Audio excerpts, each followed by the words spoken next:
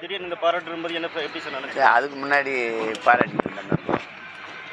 சரிங்கன்னு சரியாக இருக்கிறது சரின்னு தானுங்க சொல்ல முடியும். மக்களுக்கு உதவணும்னு நினைக்கிறத எப்படி அது குறை சொல்லணுமா? 27ஆம் தேதி பிறந்த நாள், அதோட விடணும்ல. இவ்வளோ வெள்ளச்சேதம் அவங்களுக்கு திருவண்ணாமலை, கடலூர், திண்டிவனம், கள்ளக்குறிச்சி எல்லாம் பாதிக்கப்பட்டு பெரும் வெள்ளச்சேதத்தில் மக்கள் இருக்கும்போது நேற்று வரைக்கும் பிறந்தநாள் கொண்டாடிக்கிட்டு இருக்கீங்க, அதை பேச மாட்டீங்க. அவர் பாதிக்கப்பட்ட மக்களுக்கு உதவணும்னு நினைக்கிறாரு, அதை பாராட்டணும்ல. எல்லாத்தையும் திட்டிகிட்டே இருக்கிறது, குறை சொல்லிட்டு இருக்காங்கன்னா மனநோயாளிகளா? அப்படி ஒன்றும் இல்லை. சரியானது சரி, தவறுனா தவறு. டெல்லியில் நேற்று நடந்த ஐபிஎஸ் மாநாட்டில் வருண் ஐபிஎஸ் இதை சொல்லியிருக்காரு. நாம் தமிழர் இயக்கம் ஒரு பிரிவினைவாத இயக்கம், அதை கண்காணிக்கணும் அப்படின்னு சொல்லிட்டு ஐபிஎஸ் அதிகாரிகள் மத்தியில் சொல்லியிருக்காரு. இது எப்படி பார்க்குறது? அவர் ரொம்ப நாளாக கண்காணிச்சுட்டு தானே இருக்காரு. இது புதுசாக கண்காணிக்கிறாங்களா எங்களா? அது ஒரு உள்துறை அமைச்சகம் நடத்தப்பட்ட அந்த நிகழ்வுகளை முக்கியமாக சொல்லியிருக்காங்க. அவர் இங்கே தனிப்பட்ட முறையில் பார்க்கறது, அந்த கருத்து மோதல் இருக்கிறது. எல்லா அதிகாரிகள் மத்தியில் ஒரு கருத்தாக்கத்தை கொண்டு போகும்போது அது எப்படி புரிஞ்சுக்கிறதுன்னு நீங்கள் சொல்லுங்கள். இந்திய அரசியல் அமைப்பு அதன்படி நாங்கள் பதிவு செஞ்சு தேர்தல் ஆணையத்தில் 13 ஆண்டுகளாக இந்த அரசியல் இயக்கத்தை நடத்துகிறோம். ஒரு மக்கள் இயக்கம், மக்களோடு சந்தித்து தேர்தலில் நின்று அவங்களே சின்னம் கொடுத்துருக்காங்க, நின்றுருக்கோம். 36 லட்சம் வாக்கை வாங்கி 3வது பெரிய கட்சியாக தனிச்சு நின்னே அங்கீகாரத்தை பெற்று ஒரு கட்சியாக இருக்கும்போது நீங்கள் திடீர்னு இதை பிரிவினைவாத இயக்கம் அதை நீங்கள் கண்காணிக்கணும் அப்படின்னா, இவர் தான் நாட்டை ஆள்றாரா? ஏற்கனவே என்னை ரைடு விட்டு போனால் பார்த்தாங்கல்ல, அவங்களுக்கு தெரியாதா நாங்கள் பிரிவினைவாத இயக்கமாக இல்லையான்னு?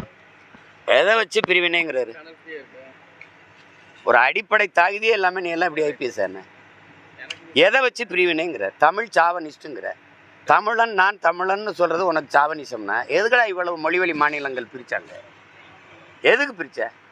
தெலுங்குக்கு ஒரு மாநிலம், கேரளாவுக்கு மலையாளிக்கு ஒரு மாநிலம், பீகாரிக்கு ஒரு மாநிலம், குஜராத்திக்கு ஒரு மாநிலம், எதுக்கு பிரித்தாங்க? இது ஏன் நாடு, என் மொழி தமிழ், நான் தமிழ்னு பேசுகிறது தமிழ் சாவனிசம்னா இந்தி படிங்கிறது இந்தி சாவனிசம் இல்லையா? சமஸ்கிருதம் படிங்கிறது சமஸ்கிருத சாவனிசம் இல்லையா? அதை பேச ஒரு தடவை பேசு. நாங்கள் தமிழர்கள் தமிழர்னு பேசுகிறதுல உனக்கு சாவனிசம் எப்படி வருது? எப்படி வருது?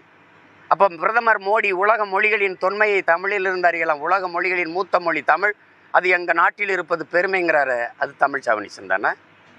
இந்திய மொழிகளின் தொன்மையை தமிழிலிருந்து அறியலாம்ங்கிறாரு, அது தமிழ் சாவனிசம் தானே? முதல்ல உன் தாய்மொழி எது? உன் தாய்மொழி எது? நீ முதல்ல நீ சொல்லு. நீ உண்மையிலே தமிழ் தாய்க்கும் தமிழ் தகப்பனுக்கு பிறந்திருந்தா தமிழ் சாவனிசம்ங்கிற வார்த்தை நீ உச்சரிப்பியா? நீ என்னது? உனக்கு மட்டும்தான் பொண்டாட்டி புள்ள குடும்பம், எங்களுக்கெல்லாம் இல்லை.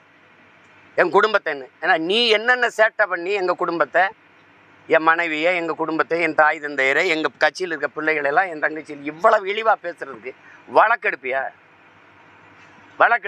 சரி, இந்த அதிகாரம் இந்த காய் சட்டில் எத்தனை வருஷம் இருப்ப? எத்தனை வருஷம் இருந்துருவேன்? நீ எத்தனை வருஷம் இருப்ப? ஒரு 50 வருஷம், இன்னும் ஒரு 40 வருஷம் இருப்பியா? இன்னும் ஒரு 30 வருஷம் இருப்பியா?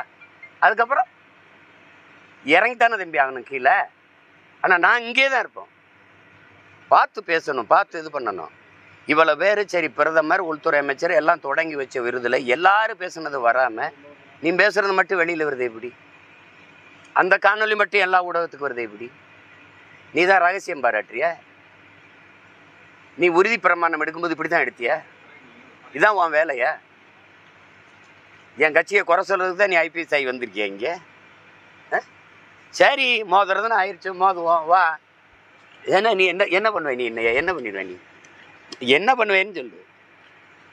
ஆற்றால் நீ ஒரு ஐபிஎஸ்.